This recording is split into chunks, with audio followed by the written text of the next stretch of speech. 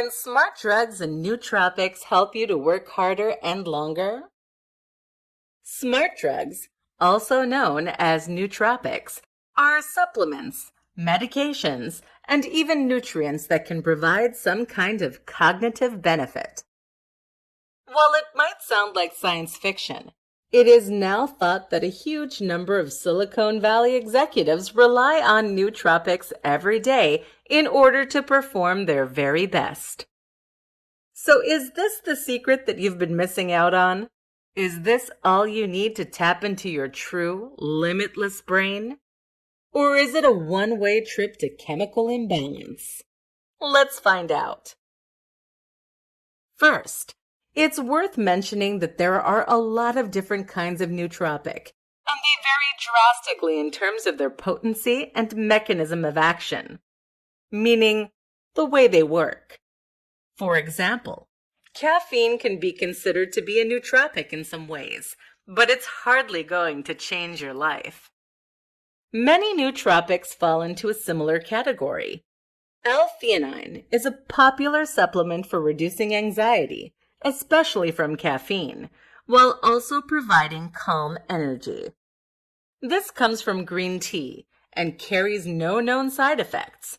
Likewise, nutrients like vitamin C, vitamin D, magnesium, zinc, omega-3, and more can all provide significant cognitive benefits. The old saying that you are what you eat very much holds true. But this isn't just true for your body.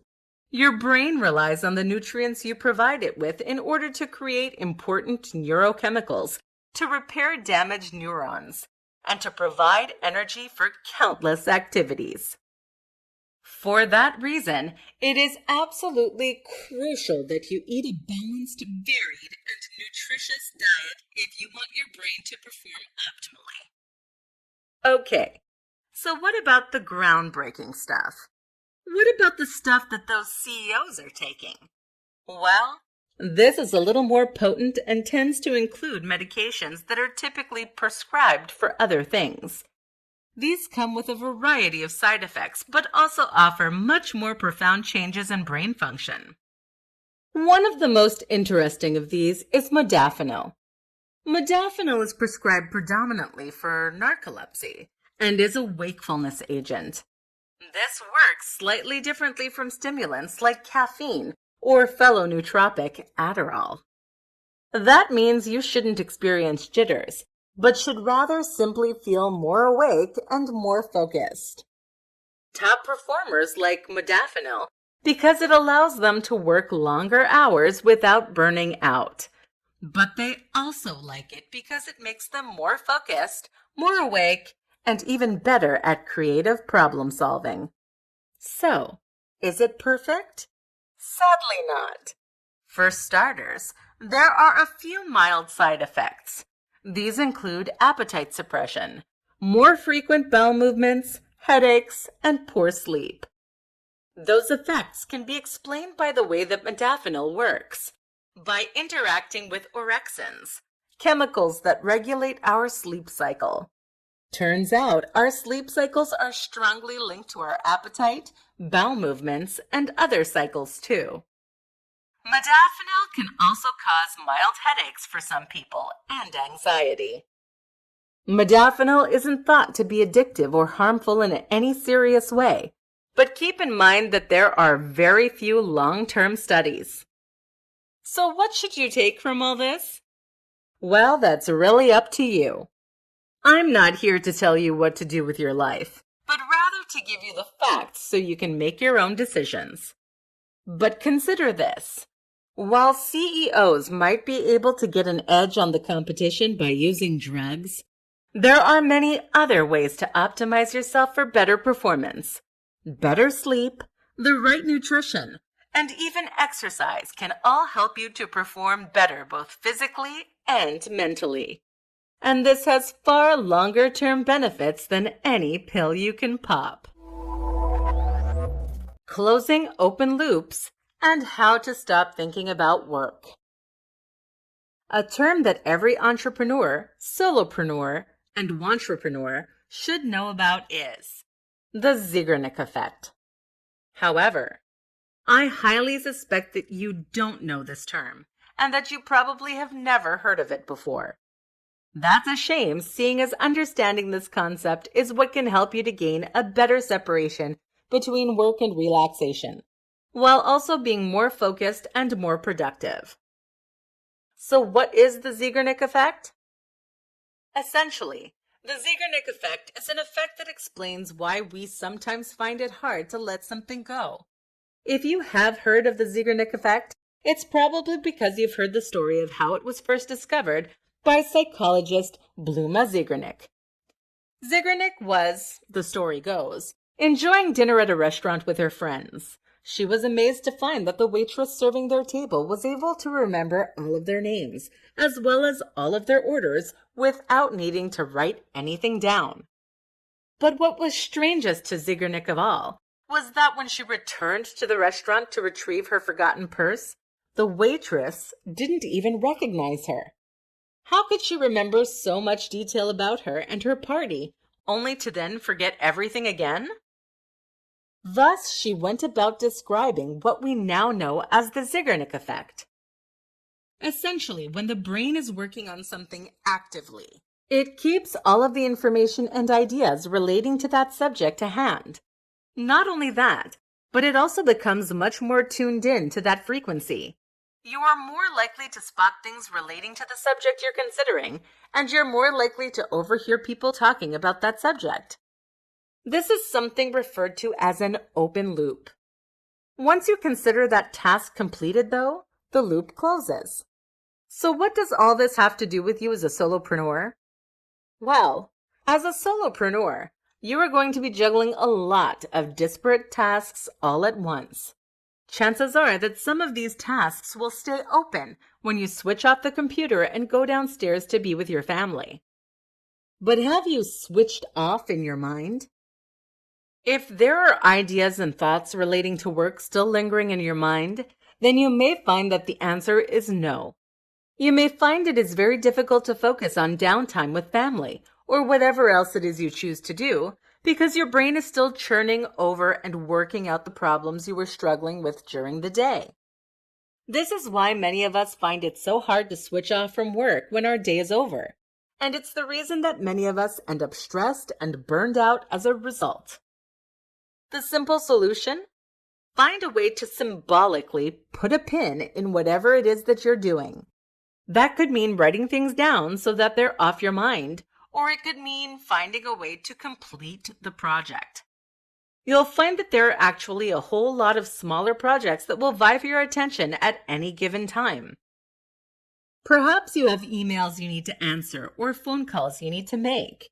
These small tasks can end up stealing your mental bandwidth simply by remaining in an open state.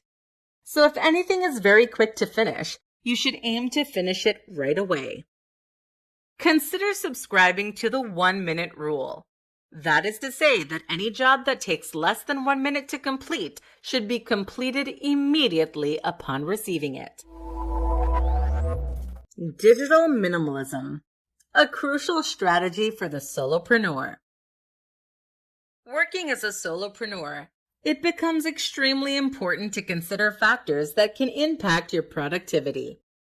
That means things like your immediate environment and how you are optimizing your health and focus.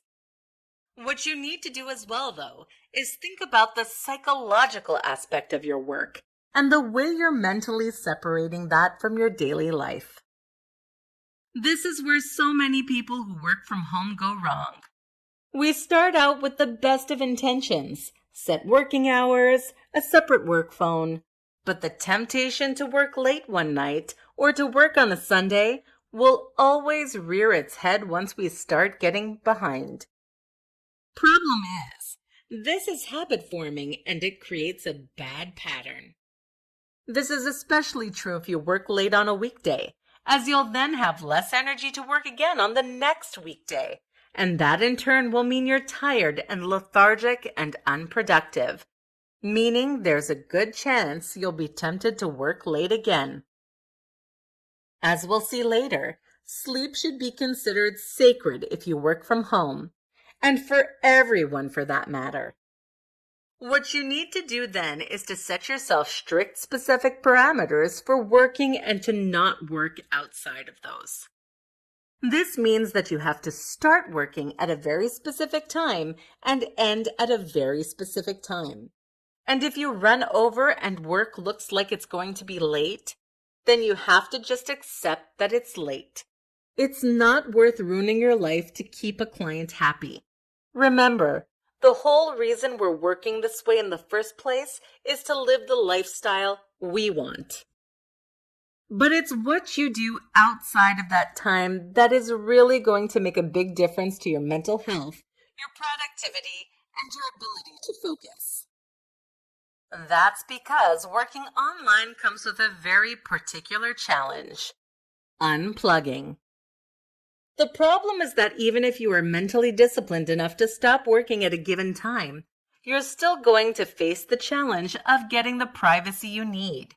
Because when you work online, your clients, your customers, and your creative pursuits can always reach you.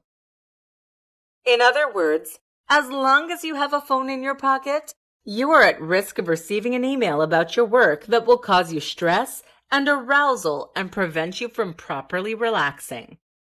And here's the other thing. Even if the message isn't from your client, simply thinking that it might be will be enough in many cases to make you stressed and prevent you from fully relaxing. Even simply looking at your phone can cause a slight increase in arousal, seeing as the blue light from your phone triggers the release of stress hormone cortisol. If you've just spent the last 8 hours staring at a screen, this is a problem. When is your break? Digital minimalism is a movement toward unplugging and switching off. The aim is to remove any unnecessary technological distractions and to scale back your interaction with technology as far as possible. This is a perfect complement to the solopreneur lifestyle for all the reasons that we've just discussed.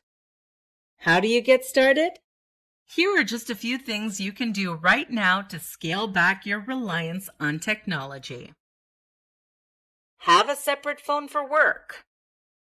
Change your home phone's display to monochrome. This has been shown to reduce addictive phone checking behavior. Turn off notifications. Create strict hours during which you look at no screens, especially your phone. This should definitely include 30 to 90 minutes before you go to sleep. Sleep with your phone and other tech in a different room. Take up non-tech hobbies. Take vacations away from all technology. You can find plenty more advice online. Oh, the irony. Take a look and see if digital minimalism is right for you. Doing it all yourself versus outsourcing. Finding the perfect balance. What makes you a solopreneur rather than an entrepreneur? Well, while the term is fairly subjective, a generally accepted answer is that the solopreneur is someone who runs the kind of operation that would normally require a much larger team. A solopreneur may therefore be responsible for providing a service, producing a product, or otherwise creating value, but at the same time also promoting their business, dealing with customers and clients, and managing the balance sheet. This is a lot of hard work, and it's something that can lead to burnout for a great many people. But here's the thing. Being a control freak who does everything themselves is actually one of the best business decisions you can make. Didn't expect to hear that? It's not a popular view, but it's one that's extremely true. And it's the secret that sets apart many of the most successful creators. In this presentation, we'll learn why that is and how to be a solopreneur without going mad. Why the solopreneur comes out on top. Have you ever thought of hiring a writer to provide content for your website? It sounds like a good idea on the face of it. If the articles earn more money than they cost from adverts, sales, or anything else, then adding more posts should be a great way to scale your business and earn more money. Pay someone to make lots of articles, then wait for the sweet Google hits. It sounds good on paper, but here's the thing. Getting lots of hits on Google is not how you make the big money online. How do you make the big money online? You create a following. You build a loyal fan base. You build something that is unique and exciting. Something that provides real value and something that no one else can offer. There are thousands of fitness websites out there, but there are only a few that are able to sell courses for hundreds of dollars and have people queuing up to get them. Guess what? Those successful sites aren't the ones that post generic content about getting abs by cutting calories. They're the ones exposing new and unique ways to train, to push human performance, or to express the human body. If you hire a writer, you won't get that. Why? Because unless the writer is an expert in health and fitness, they will have no option but to rehash content they find elsewhere online. That means the content will be generic and derivative by definition. Even if they do know about fitness, they're unlikely to share their groundbreaking theories or revelations with you for a small fee. They'll save that for their own website. The same goes for designing a website, for creating merchandise, or for making graphics. You need to have a distinct visual style that will set your content apart and make you instantly recognizable. This should sell the emotions that you want people to feel when they interact with your brand. The only way to accomplish this is to create things yourself. That way, you are bringing to life the vision of one person. This also works for a small team, and that passion will come across to the users. The fine line. So, does that mean you can never outsource? Of course not. It means that you never outsource things that A, you can do yourself, and B, that provide the core value of what you're offering. Outsourcing menial tasks like outreach, link building, etc. is acceptable. Likewise, you can even outsource aspects of your life outside of your business. How about using a VAS to book your next holiday? But if it is integral to the style, message, and value of your brand, do it yourself. That is your advantage as a solopreneur. How a change of scene can provide a cognitive refresh.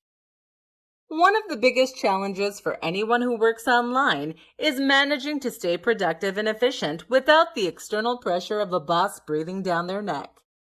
This is combined with the negative influence of having all your favorite things surrounding you at any given time. Then there's the fact that you're probably going to be interrupted repeatedly by friends and family. Or how about the challenge of switching off from work once you've finished, given that you actually work and live in the same environment? If any of these things sound familiar, then stay tuned. We're going to discuss one of the most effective solutions on one of the best ways to upgrade your productivity working online. Working from home doesn't have to mean working from home. Working from home actually means working not in the office. This in turn means you can be productive anywhere and actually enhance your focus and creativity. Just taking a laptop out with you and working in local coffee shops or libraries. This has a lot of advantages as compared with working from an office in your own home. For starters, when you work in a coffee shop, you get to leave the house. This is important because it psychologically separates your work life from your home life and makes it that little bit easier for you to switch off when you get home. At the same time, it also means you'll be taking some steps. Remember, It is recommended that we take at least 10,000 steps a day, and failing to do so is bad for your heart, leading to a shorter life and causes obesity and back problems. Another benefit is that this way you also get to meet people. Again, this is quite an important point because spending all your time at home on your own can leave you feeling restless. By heading out to a coffee shop, on the other hand, you will get to at least be around other people who are working, and you'll get to interact with the baristas who work there. If you want to go one step further, you can also look into a shared workspace. There are lots of these kinds of initiatives around these days, and especially in larger towns. Not only do these then offer you the chance to get out of the house, but you'll also get to spend time with people who are there doing something similar to you. This creates networking opportunities and furthermore means the working environment will be entirely geared towards the kind of work you're doing. That means you'll get good Wi-Fi and peace and quiet is standard. Some shared workspaces even give you your own landline and P.O. box. There are other options for where you want to work too. For instance, you could always head to a quiet pub or even a bar, or you could sit outside when the weather is nice. Sitting outside is of course great from a health perspective, but unfortunately it's somewhat lacking in terms of practicality and convenience. To do this well, you'll need to contend with glare on the screen, the lack of somewhere to sit and prop your laptop, bugs, dirt, grass, and no power or Wi-Fi. Still though, perhaps there's somewhere near you that accounts for all this. Maybe you have a bar with some outside seating that's quiet during the day and faces the beach. The world is your oyster when you work from home. Imagine what it might feel like to be kicking back in a comfortable hammock, watching the waves roll or looking at a local landmark, sipping delicious coffee and feeling stimulated by your environment instead of stifled. Meanwhile, all your friends and family are stuck in stifled offices. The kicker? You'll do your very best work this way. What many people don't realize is just how profoundly our environment can affect our state of mind and thus enhance focus, creativity, and motivation. A change is as good as a break. Get out there and mix it up. When it comes to unwelcome guests at the dinner table, few are as unpleasant as work. Bringing home work with you doesn't just affect you, but rather your entire family. Your children won't have the full attention of their mom or dad, and you'll be far more likely to make silly mistakes or to stomp around the house in a bad mood. The irony? When you don't know how to switch off from work, it actually makes you less productive in the long run. That's because the brain needs a balance between go time and rest time. This is due to the way our nervous system operates. If you are constantly on, then this will eventually mean that you are running half-mast. In this presentation, we'll discover how to completely switch off from work so that you can enjoy time doing things other than work. The golden rule: no checking. If you do that though, then you'll find yourself forever popping back to the computer to tweak things and make notes. Be strict with yourself. Once you switch off, it stays off until the next day. Turn off your work phone and don't check your email. Nope, not even once. 1 is the first number in a sequence. You need to switch off to switch off, unless you're happy to work into the evening and like to multitask. More to the point, while it might only take you a second or two to look at your phone, the emotional impact of that email can linger for much longer. If you learn something stressful you're going to need to deal with the next day, it can be hard to focus on your work until then. There's another reason that you need to be strict with the not even one rule too. That's because it takes practice. In order to truly switch off from work, You need to learn to not think about it until the next day. This isn't easy to do. The only way to get better at it is to practice.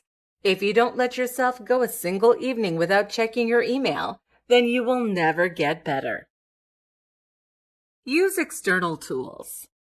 The goal is to try not to worry about things. And though that's easier said than done, making a to-do list and some notes at the end of the day can help you relax. It's easy to let go, knowing it'll be there to remind you in the morning. You can think about this like an external storage for things that are on your mind, like locking them away in a huge trunk and not looking at them until later. In fact, you can even use a fancy term for this: exocortex. Meditate. Another tip is to try meditation. This is a powerful exercise that involves focusing the mind or clearing it of distracting thoughts. Both these processes actually teach you to become better at emptying your mind and focusing on the things that you want to focus on. Meditation provides you with a powerful skill that will give you the laser precision you need in order to switch from one task to another, to completely relaxing and emptying the mind. You'll become an entrepreneurial ninja, and this is ultimately what you need to become if you're going to maximize your effectiveness at work. Distract yourself. Finally, try to fill your evenings with interesting things to do that will distract you from the work that you've just done. Sitting in front of the television watching junk shows is neither recharging the brain, it actually puts us in an aroused fight or flight state, nor partially engaging or beneficial. How to get into a flow state for ultimate productivity. A flow state is an almost mythic state of superhuman performance and focus. In a flow state, people are said to perform their very best work, to see creative insights that would otherwise be lost to them, to focus for hours on end, and even to enjoy a feeling of euphoria. But this is no myth. The flow state is a very real psychological phenomenon that has been written about by countless psychologists and neuroscientists. And it is something that anyone can tap into if they want to get more work done and produce a higher standard of output. Here's how you can tap into the flow state as a solopreneur. Learning to flow. There are countless tips out there for getting into flow states, which include such things as filling your room with stimulating materials, using the precise cocktails of caffeine and L-theanine, etc. In truth, though, there is nothing truly magical about the flow state. The flow state simply occurs when all other brain chatter falls away. This is something that anyone can achieve, but the rub is that it takes time. Nobody can sit down and find themselves in an immediate state of perfect focus. So instead, you need to force yourself for those first 40 minutes. Too many people feel distracted during the first 30 minutes that they attempt to work, and then stop because they assume it's going to feel that way, or they think it won't hurt to take a 2-minute break. In truth, though, if you push through the initial resistance by forcing yourself to only focus on the matter at hand, your brain will eventually get the hint. And this is something that then starts to come more quickly and easily with time. So consider this a skill to develop, rather than a magical state to somehow stumble upon. Finding the right type of work. With that said, the right type of work will make it much easier to get into a flow state. For example, video editing and coding are much easier to get stuck into because they involve an instant feedback loop. This provides a kind of dopamine hit that makes it easier to focus. You can achieve this with other types of work by finding ways to create landmarks and rewards for the work you're doing, or by making it more visually pleasing. Most important of all, though, find ways to make the work rewarding and engaging in its own right. Find ways to make it inherently rewarding. Ideally, this means working on things that you find exciting and that you have a true passion for. Thankfully, this is easier for the solopreneur who gets to design their own business model than it is for anyone else. But sometimes there will still be work that you need to do that is going to be less than thrilling. Your job then is to find ways to make it more thrilling. For example, if you're tasked with writing 5,000 words on a topic that you don't find interesting, you can make it easier to stay focused by finding an angle on that subject that you do find interesting. Is there a way that you can relate to what you're writing? Is there a way to tie it into another topic that you find more exciting? Likewise, use an interesting font. Strange though it may sound, can also make a big difference. Now make sure to watch the word count carefully so that you can see your own progress and find small ways to reward yourself as you reach certain points. How to navigate the highs and lows as a solopreneur. Tim Ferriss claims that bipolar depression is extremely common among entrepreneurs and the self-employed. Why? Because being self-employed is a darn emotional roller coaster. The highs are extremely high. Imagine waking up one morning to find that your website was shared on a big news site and has gained almost 1 million hits. You've earned thousands of dollars overnight from ad revenue and sales, and you can see clear skies ahead. Imagine being asked to give an interview with a prominent media outlet to talk about your success. Imagine watching sales from your new mobile app tick upwards every minute. But then there are the lows. How about waking up to find that years of hard work has gone down the toilet because Google has de-indexed your website? What about being sued by someone because your advice caused them to lose money? Think being shouted at by your boss is stressful? How about being shouted at by 10 angry clients or 300 angry customers who just downloaded your app? And here's the difference between working for someone versus working for yourself. When you work for someone else and you have an unproductive day, you still get paid. When you work for yourself and you have an unproductive day, you get nothing. Have a bad month? You still get nothing. That's another thing. Working for yourself is highly volatile and unpredictable, and that's why some people refer to bipolar depression as the entrepreneur's disease.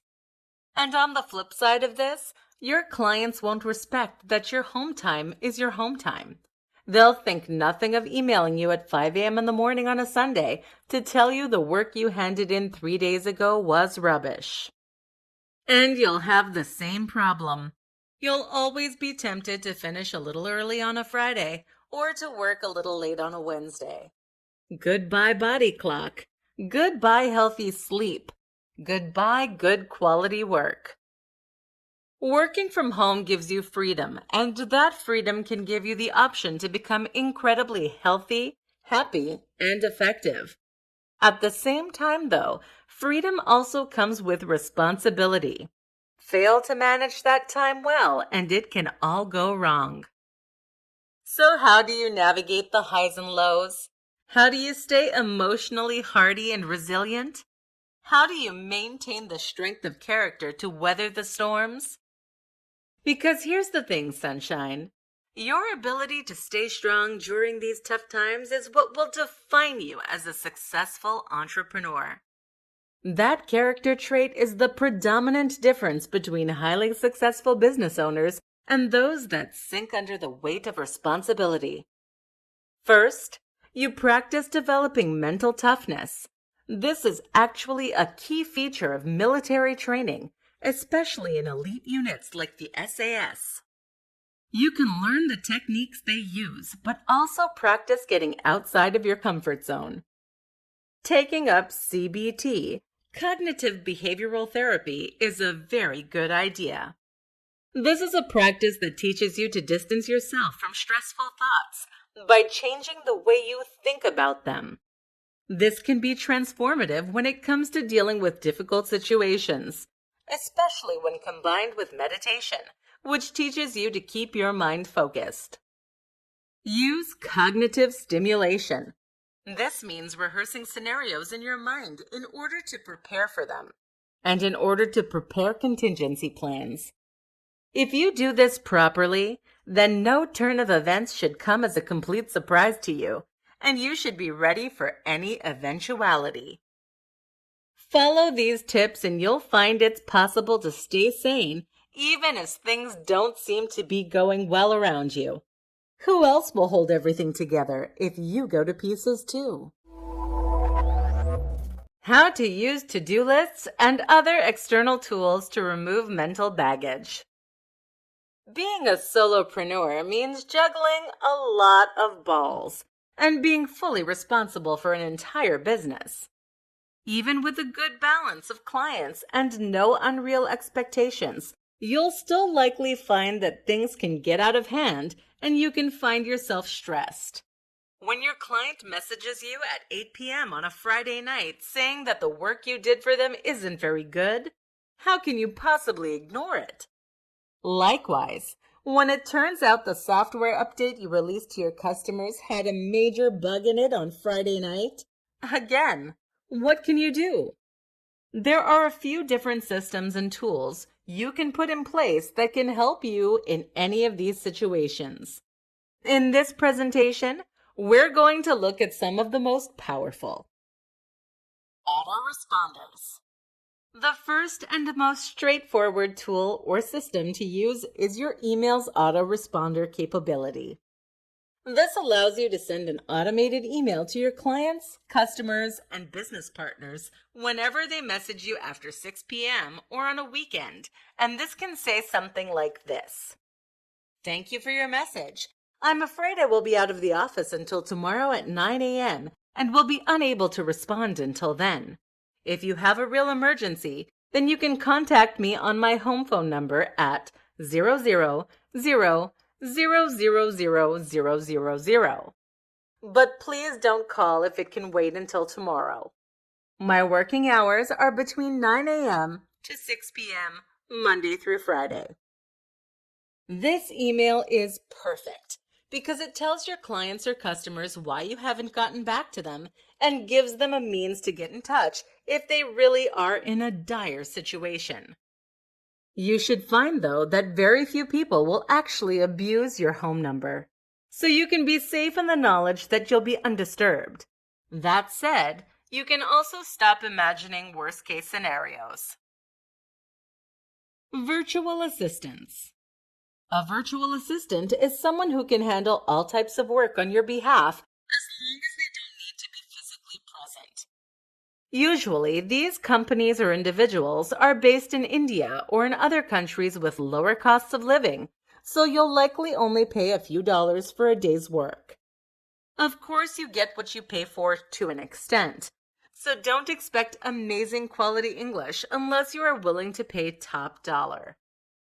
Either way, though, these companies provide work that can include booking appointments, responding to emails, doing research, handling marketing and SEO, proofreading, data entry, and much more.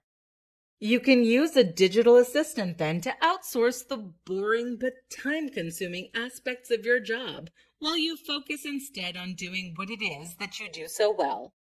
They can also stand in for you sometimes on the weekend. Similarly, it never hurts to know a couple of people who can help you out in a crisis. If you have a friend who works online, you can make a pact with them to bail each other out occasionally if you have too much work. You might even be able to offer some aspects of your work to friends interested in making a little extra money on the side. To-do lists. Sometimes the simplest tools are the very best. A to-do list is powerful because it helps to organize your day and ensures you don't miss any important tasks. But it actually goes way beyond that. For one, having a to-do list means that you can forget about the things that you have written down. Once they're on paper, there's no risk of them falling through the cracks, so you don't need to worry about them. Better yet is to use an app of some sort that will actively remind you. A perfect example is the app Todoist. And if you combine this with an Apple Watch, you can even get your reminders right on your wrist. Let your wrist worry about it, so you don't have to. How to work productively on a sleep deficit. When you don't have enough sleep, your body goes into a kind of shocked state. It knows something is wrong and that something that it needs is lacking. As such, it will try to encourage you to get back to bed as soon as you can, and it achieves this by putting you into fight or flight. This is why one of the worst things you can do is to stress about not having enough sleep. You're just piling stress on top of stress. But in order to achieve homeostasis, the calm neutral state that the body enters when everything is fine, you need to make sure that you are well rested. And this is important because stress is incredibly bad for your health and productivity. Chronic stress redirects blood and energy away from our digestive systems and our immune systems. It also raises our heart rates and thickens our blood, making us more likely to have a heart attack or stroke even. And this can even damage your creativity. That's because you are most creative when we are relaxed, and the brain is thereby able to consider lots of different ideas and facts.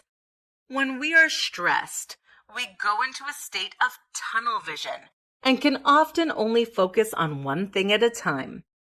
This can lead to us banging our head against the wall, trying the same solution to a problem over and over again.